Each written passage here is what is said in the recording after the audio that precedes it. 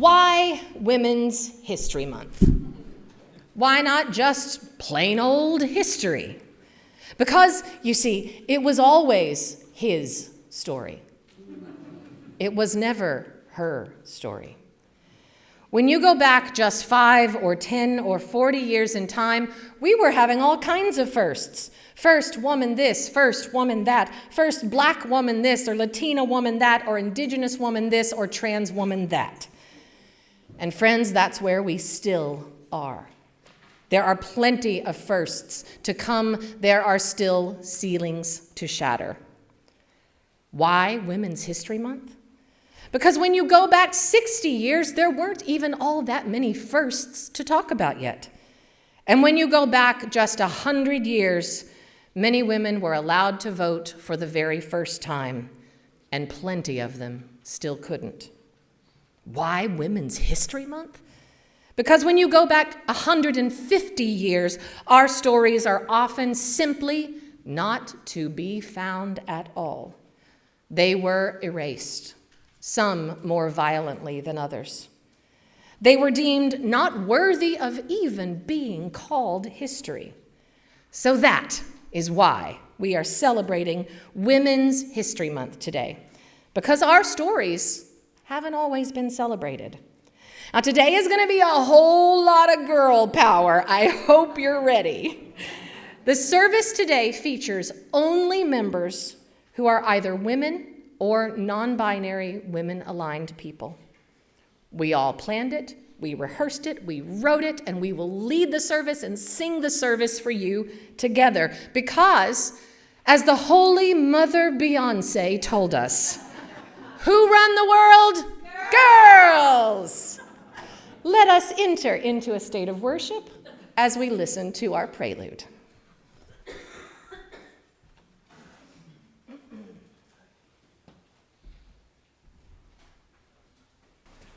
Gonna keep on moving forward. Keep on moving forward. Keep on moving forward. Never turning back. Never turning back. We're gonna keep on moving proudly.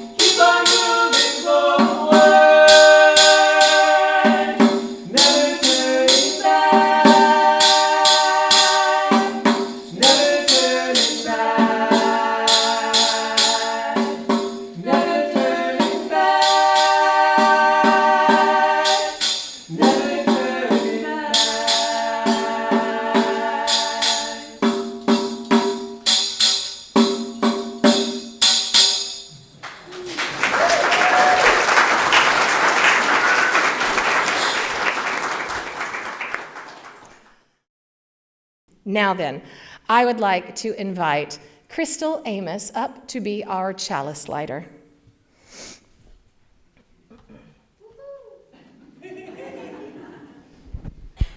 Hello.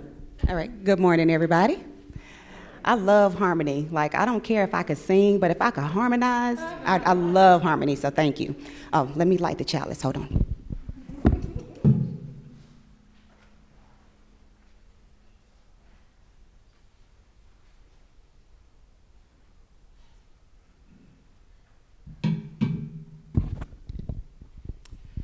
We kindle our chalice flame this morning, awakening the fire of our ancestors in our hearts, beacon of freedom held out to light the way, light of reason illuminating the path, spark of courage igniting our spirits, aglow with hope for all we endeavor to do together.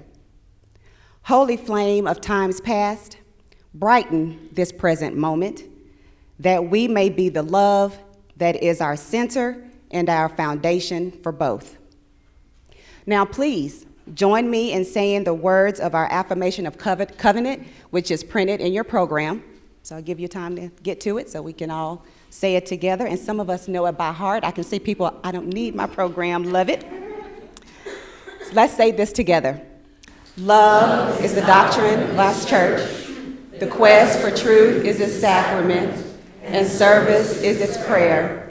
To dwell together in peace, to seek knowledge and freedom, to serve humankind in fellowship, to the end that all souls shall grow into harmony with the divine. Thus do we covenant with each other.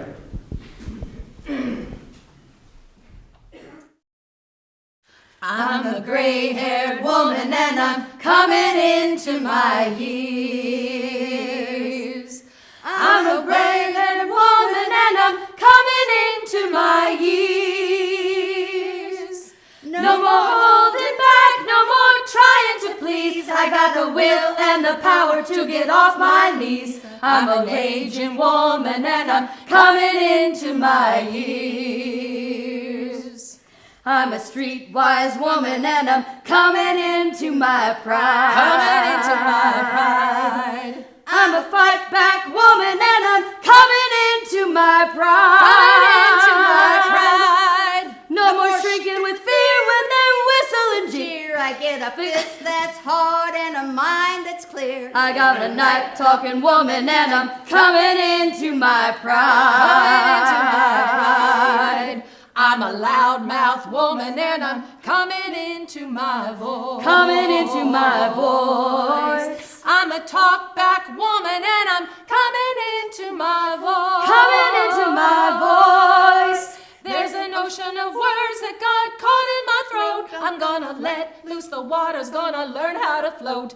I'm a sing-out woman and I'm coming into my voice. Coming into my voice. I'm a fighting woman and I'm coming into my strength.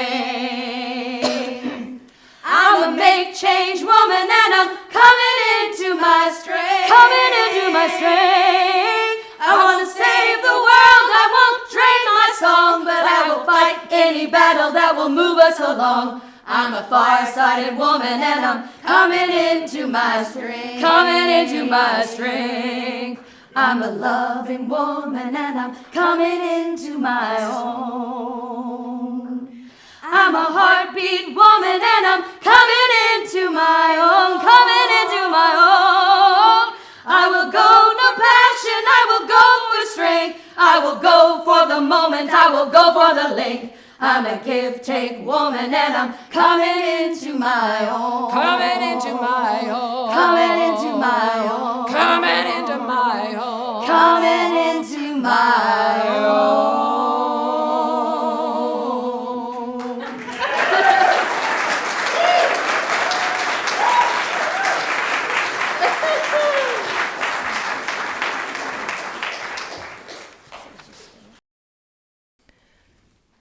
When we talk about UU women's history, we often speak of the long ago and far away. Louisa May Alcott and Abigail Adams and Frances Ellen Watkins Harper and so on, women like that. Famous UU women, indeed, worthy women. But today, we're going to talk about our more recent history that is just as important and worthy of marking. Every woman featured today is a Unitarian Universalist icon or Unitarian Universalist adjacent, who is either still living or who lived well into the modern era. We have a wonderful group of women lined up today for us who are going to tell you about each woman. Now, one thing I have to tell, I knew that I wanted some words to link the biographies that you're going to hear, but I didn't know what the words were. I spent 3 days looking for the right poem, the right reading, the right something. I couldn't find it. I was so annoyed. And then I looked one afternoon over at my bookshelf, and I saw the book that I wrote. And I was like, oh yeah. So the words that I'm reading in between do come from my book, although I've reworked them and added new words, and I can do that because I'm the author. So.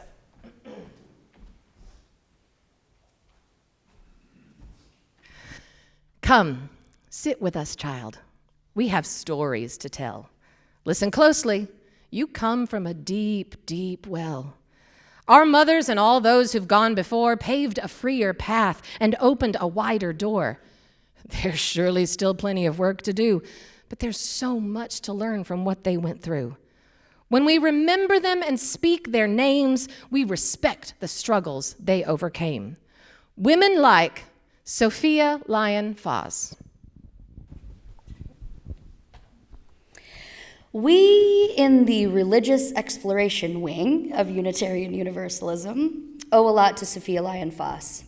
The daughter of 19th century Presbyterian missionaries to China, Sophia Lyon grew up wanting to be a missionary. But the mission she embraced transformed her own culture, not some far distant land. As a teacher, writer, educator, and advocate, Sophia Lyon-Fahs helped to revolutionize American children's religious education in the Unitarian movement. A modern faith, she argued, must take science and modern attitudes seriously. Faith, she believed, is rooted ultimately in a person's own experiences. After a career as an educator and editor, she was hired by the American Unitarian Association to create a new kind of curriculum for churches around the country. For many years until her retirement in 1951, Fahs helped lead a Unitarian religious education revival, the New Beacon series, which she edited and for which she wrote more than a dozen books, addressed children directly using vivid stories from around the world. The series' child-centered approach appealed to many young baby boomer parents, and the curriculum's popularity was one leading factor in Unitarianism's post-war resurgence. The Unitarian Universalism we know today wouldn't be the same without Sophia. Magic believers, dream weavers, revolutionary minds, their works echoing through time. When we remember them and speak their names, we respect the struggles they overcame. Women like Reverend Dr. Yvonne Sion.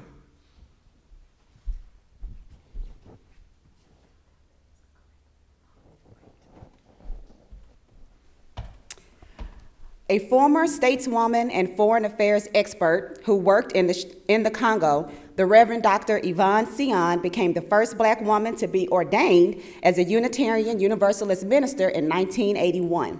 She also developed one of the earliest PhD programs in African American studies in the country. Sion went on to pioneer a number of seminal courses in the discipline, including the African American Woman at the University of Maryland and Comparative Black Literature at Howard University. A native of the DC area, Sion returned there for more than 30 years to work and raise her 3 children, among them comedian Dave Chappelle. Yvonne later founded an intentionally diverse congregation on Capitol Hill called Sojourner Truth Congregation of Unitarian Universalists. She also was active in the UUA and was an organizing member of the Network of African American UUs and the African American Unitarian Universalist Ministries. That is so much to say. That's why I'm speaking so slowly. If there is one principle Sion can cite as a driving force behind her experience and accomplishments, it is the notion that in life, we have a certain duty to fulfill. Each of us is called upon to address the human condition, and some of us have more responsibility than others, as she said in an interview. As for her own role, Sion said, "To whom much is given, much is expected." Freedom seekers, truth speakers, fierce women, brave and wise, justice burning in their eyes. When we remember them and speak their names, we respect the struggles they overcame. Women like Greta Gerwig.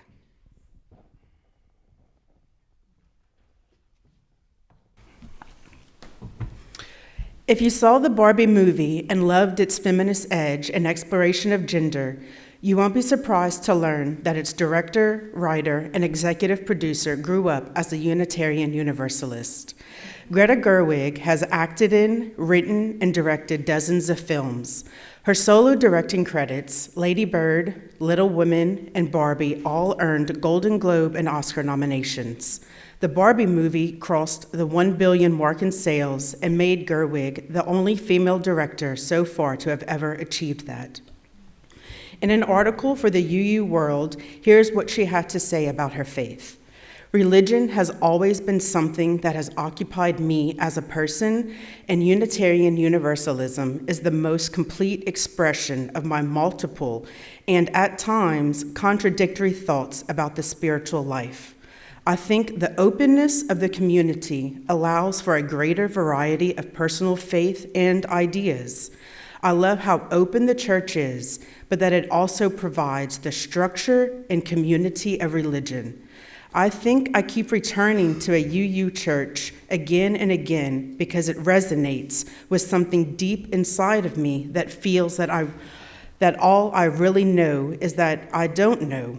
Unitarian Universalism is the best place for me to experience the fullness of that sentiment of not knowing.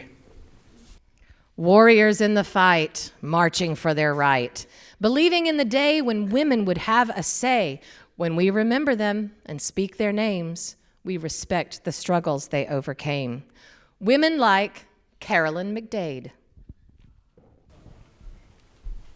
I got Carolyn. Every hymn we're singing in today's service was written by Carolyn McDade. And they are 3 songs that we hold very dear indeed. All across the country, and even across the seas, Unitarian Universalists sing the song that has become the most beloved hymn of our movement, Spirit of Life. But Carolyn didn't see herself as a hymn writer. She saw herself as writing for movements of social change and activism. And in many ways, isn't that what we are? Or at least who we strive to be. She herself says she is mostly unchurched, but that Unitarian Universalism is probably the best fit for her. In Carolyn's autobiography on her website, she writes, "In 1970, a young woman student minister asked me to do the music for the first women's service at the Unitarian Universalist Arlington Street Church in Boston, where I had moved with my family. Her only request was that it be music written by women. Frustrated by how little music I found written by women, I sat at my piano late one night and sang all that I wanted to say to my 3 young daughters asleep upstairs. This was the great turning for me. I began to sing from my experience. My life changed significantly. I choose to plant my songs where women seek to lean strongly, confidently, passionately into their love of life, knowing that it is our essence to create. Generativity is a natural state of life. Living our lives in ways that heal and uplift, that bring our human family to right relationship and reverence, is a deep and beautiful purpose." Singers from the heart, artists doing their part, changing the world with song, making sure we sing along. When we remember them and speak their names, we respect the struggles they overcame. Women like Reverend Dr. Sophia Betancourt.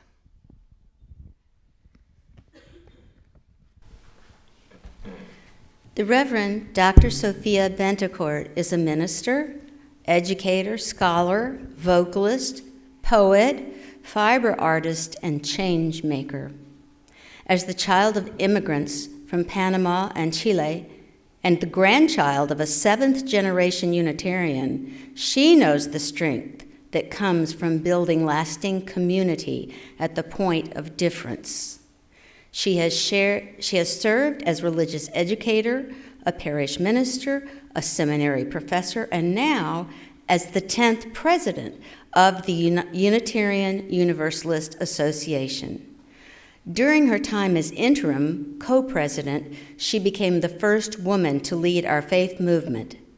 Sophia wears her UU values on her sleeve, sometimes quite literally, like when she showed up to the Supreme Court on the day Roe v. Wade was overturned, wearing a shirt that said, "This queer pastor loves you." Like so many of the ministers of our movement, Sophia shows up and fights against the injustices she sees in this world. She writes on her website, "The teachings of unearned grace and all-embracing love, relational accountability, and the dignity that surpasses all violent forms of oppression lie at the core of her understanding of life, living, and service in a faithful community." Visionary pioneers, unbound by fears, leading the charge, being the change. When we remember them and speak their names, we respect the struggles they overcame. We are grateful for the freedoms they've given. We stand on the shoulders of powerful women, women just like those, women just like these. When we whisper, speak, sing, and shout their names, we honor their lives and the rights we gained. We are all standing on their shoulders. Who will stand on yours?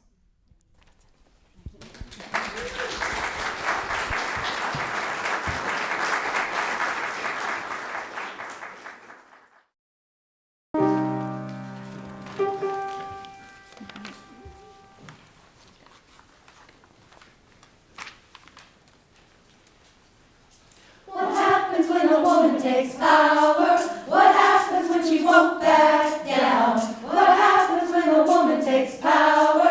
What happens? What happens? What happens when a woman takes power? What happens when she won't back down? What happens when a woman takes power? What happens? What happens? What happens when a woman takes power? What happens when she won't back down? What happens when a woman takes power? What happens when she wears the crown? What happens when she rules her own body? What happens when she sets the beat? What happens when she bows to nobody? What happens when she stands on her own 2 feet? What happens when a woman takes power? What happens when she won't back down? What happens when a woman takes power? What happens? What happens? What happens when a woman takes power? What happens when she won't back down? What happens when a woman takes power? What happens when she wears the crown? Oh, we rise above, oh, we lead with love, oh, we have one, we are one, we just begun. Whoa, we rise above, whoa, we lead with love, whoa, we have one, we are one, we just begun. What happens when a woman takes power? She won't back down. What happens when a woman takes power? What happens when a woman takes power? What happens? What happens when a woman takes power? What happens when she won't